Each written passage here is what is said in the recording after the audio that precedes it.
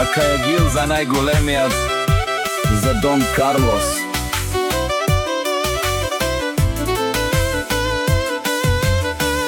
Момичета, не му пишете, Дон Карлос не търси принцеси, щото вече си има кралица Несли. Ако много настоявате, ще получите блокиране и малко депресия за спомен, докато другите търсят внимание. Дон Карлос се прибира при момичетата. Кралицата Дон Карлос не е курвар по принцип, защото обича удовлюбена момичетата си.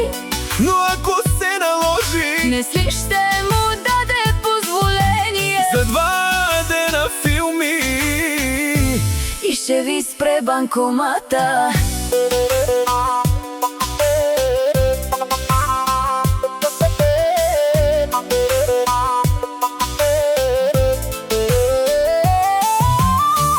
Дон Карлос не играе с момичета, той вече си има момичета до него, ако някоя много настоява. най-много да получи малко внимание. И после потребителят Не е намерен. Рамамамамамама, лей, лей, лейра, белелелелелейло, мелелелелелейло.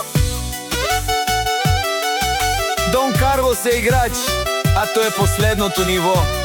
Момичетата го държи спокойно, а другите ги държи на сини блок. Душманен ги акровела, ровела. Манеш ти оле темпераве, Душманен ги акровела, ровела. Еракля наша Тересена. Глобарите си лаят, ама Дон Карлос не спират, Кервана си върви, а слабите остават да гледат.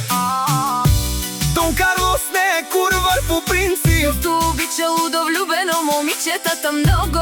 но ако се наложи, Несли ще му даде позволение за 2 дена филми и ще ви спре банкомата. Банко Beats King.